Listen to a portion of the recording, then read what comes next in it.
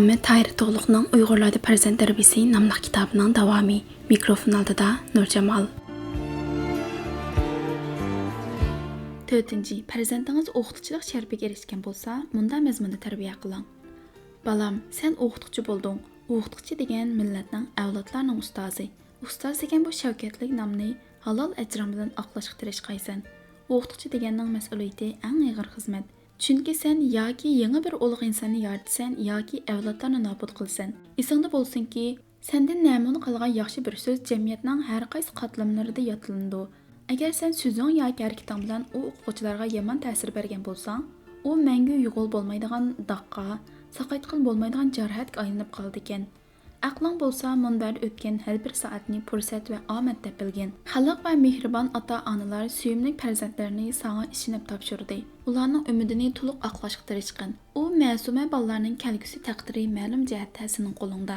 Ularning kelgusi istiqboli oxirgi hisobda ularning qanday tarbiyalanishiga bog'liq. Ularning qanday xarakterlik odam bo'lishimi, ularning qanday xarakterda tarbiyalanganligiga bog'liq. Yaxshi ta'lim-tarbiyaga ega bo'la olsa, odam degan ajoyib buyuk mo'jizaga aylanadi ekan. Agar yaxshi ta'lim-tarbiyadan mahrum bo'lsa, qop-qora ofatga aylanadi ekan. Nodonlik degan qorong'u zulmatga o'xshaydi ekan balam. Sen oldingda sana talmirib o'tirgan bolalarning qalbini tushungin. Ularning chanqagan, talabcha ruhiga ilm-fandan sunmas qanot bergin. Ularga ishonchdan yiqilmas piramida ato qilgin. Ularga ishonch bergan chig'ingdala, ular ondan sendan halqib ketalaydi. Taraqqiyot degan mana shuningdan kelib chiqadi. Bolalar sana ishonsin. Öğrengen ilim-fan bilimlari ishonsin, o'ziga ishonsin. Ular kelgusimizning to'rikiga va yoramliq izbosarlarga aylansin. Farzandlarimiz zerek, aqlli, jasoratlik. Kam narsa shuki, ular ko'ngildagidek tarbiyalanish fursatidan mahrum bo'lib qolyotidi. Ularning aql buliqi yaxshi echilmayotidi. Odamiylik buyuk iqtidori to'liq joriy bo'lmayotidi. Bilsang, odam degan ajoyib buyuk mo'jiza. Uningda tangdoshsiz yo'shirin sehriy kuch mujassam. O'qituvchi deganning vazifasi mana shu aql buliqini echish, aql boyligidan unumli foydalanish uchun asos solish. Bu vazifa hargizmi shaklvozlik bilan, o'lik, qatmal o'qitish usuli bilan o'rnatiladigan ish emas balam. O'qituvchi degan o'quvchilarning qalbiga singib kirishi, ularning turmushni, hayotni har tarafdan tushunish imkoniyatini berishi, ularning yashash qobiliyatini oshirish kerak. Darslikdagi har bir masala hayotdagi faqat bir kichik zarracha. O'qitishdagi maqsad shu narsani o'likla qo'yib qo'yish emas, balki shu kichik tomchi orqali bolalarning tasavvurini hayot dengiziga boshlab kirish. Uni hayotning qonuniyatini bilishning faqat bir yeb uchi qilish kerak. Chunki o'qituvchi agar o'quvchilarning forma bo'lib qolgan qatmal prinsipa, ramka bo'lib qolgan ko'ni nazariyalarni qarg'ulacha yodlatqizsa, uni takror degizib kitobiy iboralar chegarasiga bandit qilib qo'ysa bo'lmaydi. Balki ularni yangilik yaratishga, fikr qilishga qanoatsizlik o'rgatish kerak. Chunki odamning ulug'liqimi uning fikr qilishidan, hargizmi to'ti o'qishdek nimani o'rgatsa shuni qayta takrorlayverishdan emas. Pedagogikaning o'z oldiga qo'ygan vazifasimi o'qitish orqali biri yashashni o'rgatish bo'lsa, yana biri fikr qilishni o'rgatish emasmi? Bilishning o'z oldiga qo'ygan tub vazifasi bu dunyoni o'z ko'zi bilan ko'rish, o'z hissiyoti va tushunchasi bo'yicha baholash, o'z maqsad nishoniga uyg'unlashtirilib, o'ziga bo'ysundirish. Agar sen hamma o'quvchilardan birla narsani aynan va bir xil tushunishni, birla narsani deyishni, birla narsani takrorlashni talab qilsang, unda ma'rif nimaga tayinib taraqqiyotning ulug' peshongi bo'lishdan iborat qudratli kuchini joriy qildira oladi.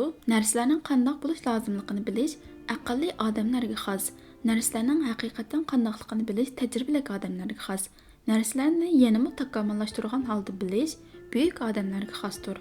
Shunga o'qituvchi bo'lgan odam o'zi nima degan bo'lsa, shunla 100% deb beradigan o'quvchilardan emas, balki sendan va so'zlaringdan evan topolgan va qo'yayotgan fikri xato bo'lsa-mu, qarshi fikr qo'yishga jur'at qila olgan o'quvchidan umid kutsa bo'ldi.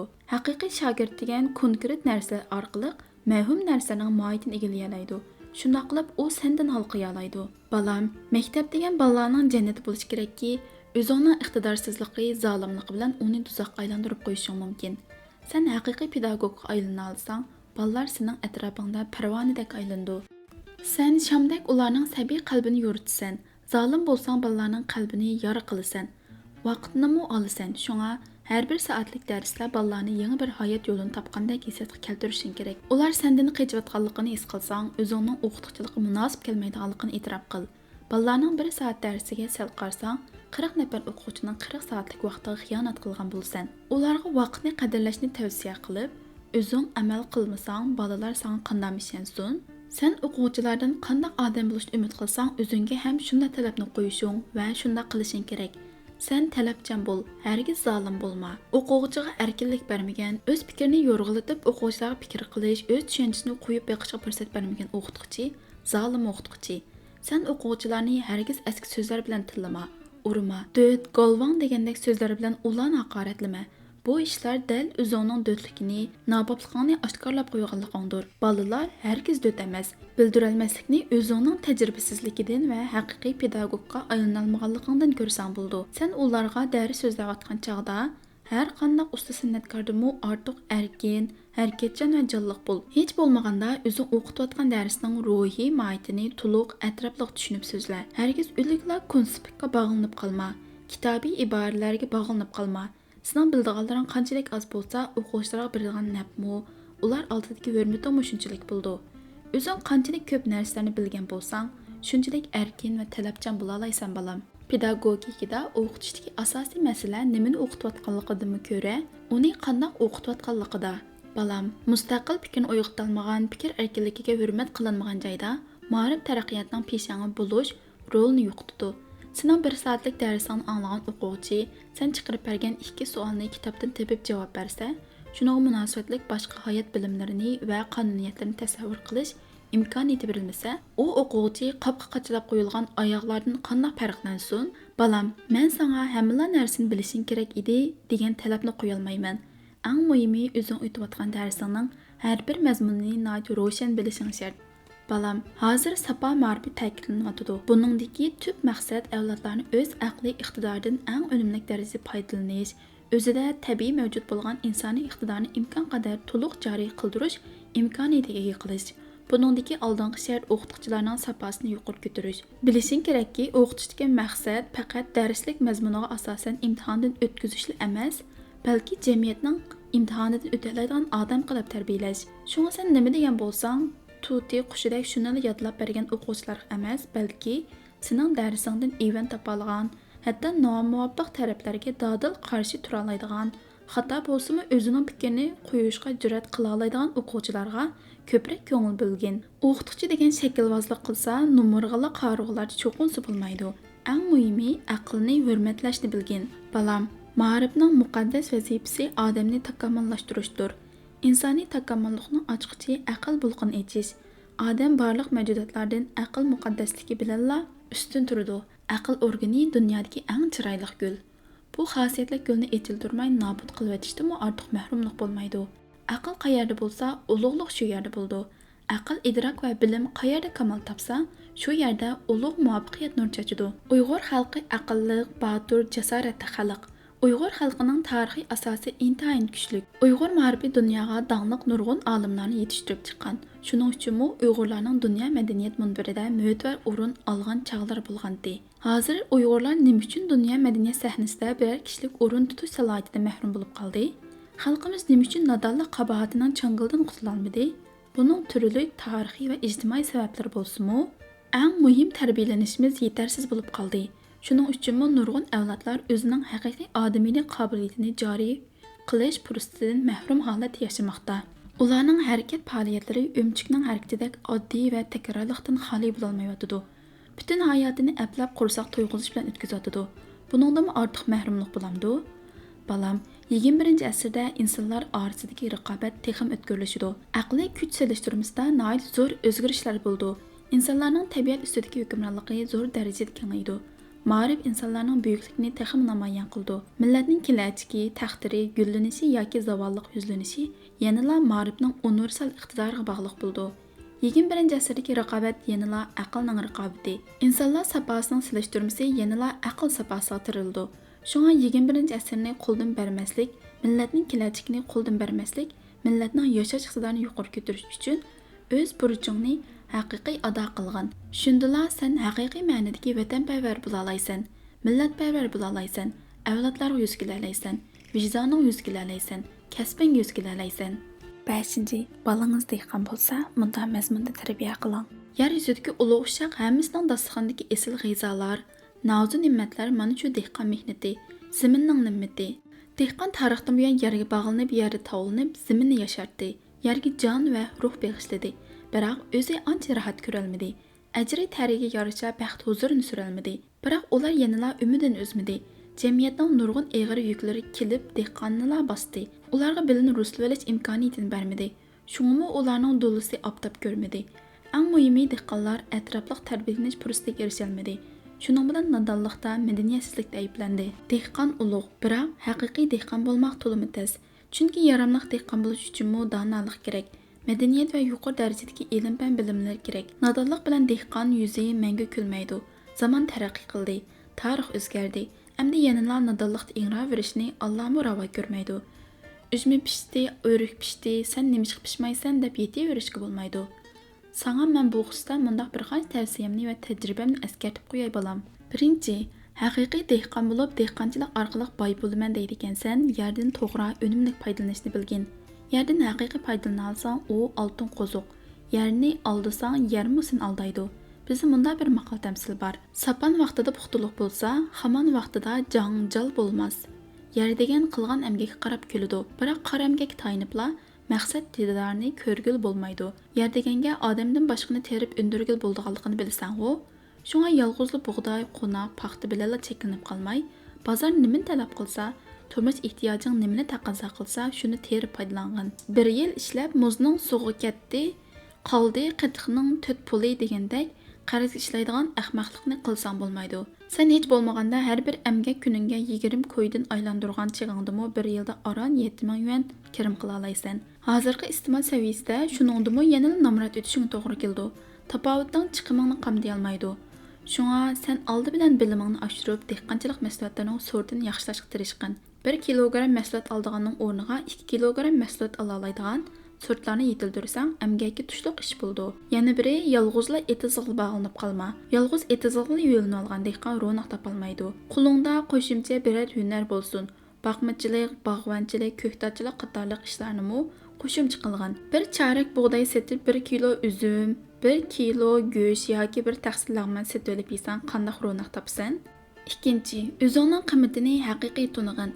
Taraqqiy qilgan ellarda dehqonlarning hol kuni, turmushi, madaniyat saviyasi shahardagi kishilardan hargiz tuvan turmaydi. Chunki ularda madaniyat yuqori, ishlab chiqarish unumdorligi yuqori. Ular oliy mashinalarda o'tirdi, kostyum burulkalarni qirlab kiyib yurdi. Yurish turishlari yangi shaharliklardan farqlanmaydi. Biz bu yerda shaharliklar tarbidan sahrolik deb kamsitilamiz. Bunun muhim sebebi yanılar özümüzde. Medeniyet seviyemizden tuvallik sebepli bar imkaniyetlerimizin to'liq foydalanolmaymiz. Bar imkaniyetlerimizin to'liq foydalanolmaymiz. Qo'limizda bo'lsa-mu pokiz, ratlik kiyinib yurolmaymiz.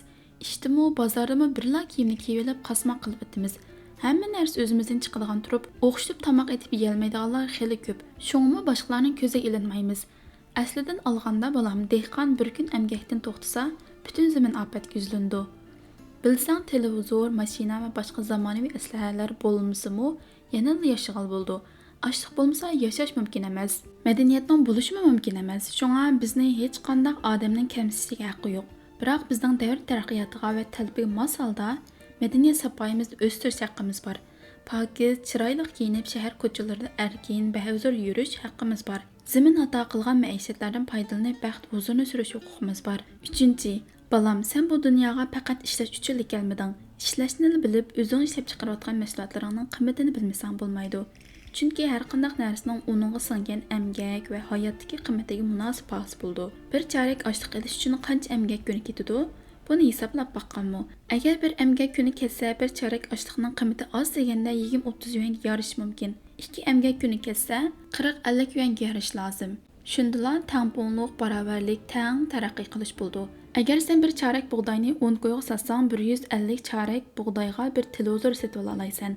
Demak, bir oila bir yil ishlab olgan mahsulotning qiymati bir televizor setib olishga yarimasa, sen yemamsan, ichmamsan, kiymamsan, bolalarni maktabda o'qitmamsan.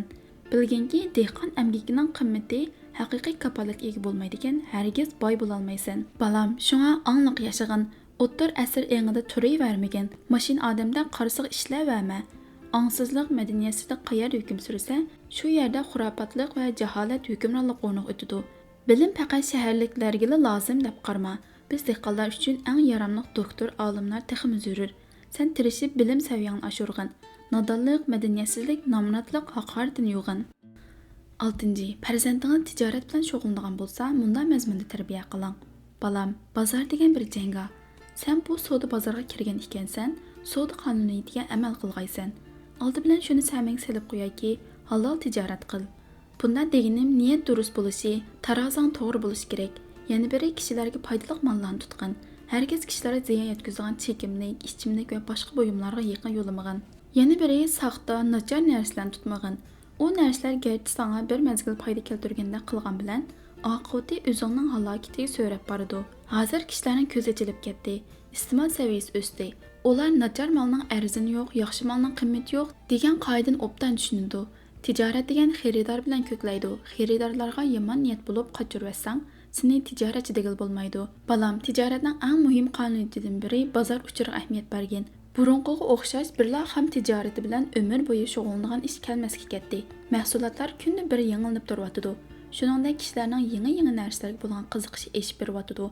Shunga bozorni obdan mo'ljalligin.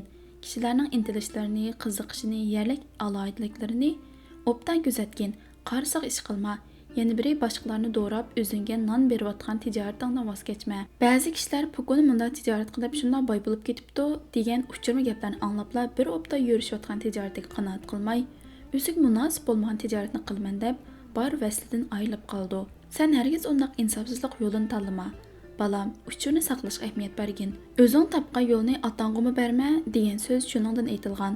Bir ishga kirishib yo'l topmoq to'limi tez, uchurga ega bo'lmoq texmi mushkul. Şuna ağzınğa məhkəm bol. Balam, savdo deganda muomala munosabatga eng diqqat qilgin. Mahir tijoratchi xaridorlarning ko'nglini, hissiyotini tutib olishga tirishadi. Xaridorlarga siliq, iliq muomala qilgin. Ular melingni har qancha kam so'rasin terikma. Malni sotmaslik o'zingning ixtiyorida. Xaridor sening melingni zo'rlik bilan elib olmaydi. Shunga kam bo'la desang kifoya. Savdoda bak qattiqlik qilma. Pek ko'p yo'lmi qo'yvatma. İmkan bar o'zingmi ko'ngildagidek foyda olgin. Xaridorni arzon oldim degan o'yga keltirgan. Savdoda pishdim degan tijoratchi 20 yuanga mol sotsa, molni 10 qo'yga, muomalani 10 qo'yga sotadi. Mana bu mahorat balam. Qilayotgan savdongda mablag' yetishmaslik bo'lsa, durust niyatli kishilarni tepib hamkorlashib tijorat qil. Ko'nilar tijoratda hargiz sheriklashma deb tavsiya qilishgan bo'lsa-mu, ular odamlarga qarashni oldingi shart qilgan. Niyati durust bo'lmagan odamlar bilan sherikchilik qilsang, tugamas pushaymon qildiganliging rost. Shunga sinalgan odamlarni tepib sherikchilik qil. Orada hisob aniq bo'lsin. Do'st rost, hisob rost degan aqidani unutib qolmag'in. Hisob deganda yoding ishonma. Birmo kirim chiqimni xotirlab hisob kitob qilib turgan. Balam, an'anaviy tijorat usuli amda oqmaydi. Elib sotdi tijoratni tijorat hisoblag'il bo'lmaydi. U beshi bor oyga chiqmaydigan yo'l. Uyg'urlar qadimdan tartib tijoratga mohir bo'lsa-mu, hozirgi davr talbiga yondashmoq to'limi mushkul. Sen isingni yig'ib bo'lgacha fursat ketib qolsa, ajringning hammasi bekor ketadigan ish. Savodsizlik, qari-qo'saqlik bilan qarisiq tijorat qiladigan ishning quyruqini qum bosadi. Sen savdo tijorat bilimlarini o'rganibla qolmay, balki biror chet el tilini o'rganmasang, kompyuter bilmasang bo'lmaydi. Eng muhimi ishlab chiqarish bilan sotishni bir gavda qilgan tijoratni yo'l qo'ya olsang, el yurtqamu foyda yetkazalaysan. Tijoratingning istiqboli bo'ldi. Xinjiangda xam materiallarning turlari nihoyat ko'p, arzon. Uning ustiga emgak kuchi texmi arzon. Shundoq yaxshi fursat va sharoitdan foydalanmay, qo'l yog'liq chog'liq narsani boshqalardan elib tijorat qilganda, oxiri bu bozor seni shalib o'tadi. Balam, tijorat mahoratini bozor o'rgatadi. Savdo degan shaytonga o'xshash narsa. Foyda bilan ziyon qo'shkizak degan gap bor. Ba'zida kutmagan ko'p foydaga ega bo'lib qolishing mumkin. Ba'zida ko'p ziyon tortib qolishing mumkin. Foyda olgan chog'ingda ko'ranglab ketmagin. Har qancha cho'ng ziyon tortib ketganda-mu ichingga solmagin. Unda bo'lmasa bir ziyonni nech qilib olasan. Tadbir qilib ziyonning o'rnini to'ldirishga tirishqin. Pul degan tepiladi, hayotingni, salomatchiligingni o'yla. Odam degan o'libmi ketadi-ku? Qayg'u degan aqlingni turmizlaydi, hayotingga ekak soladi. Bozor degan keskin jangga o'xshaydi bolam. Farosat bilan elishishdan boshqasi foyda bermaydi. Uyg'urlarda farzand tarbiyasi nomli kitobning 17-bobining keyingi yer mazmun o'qib tugatildi.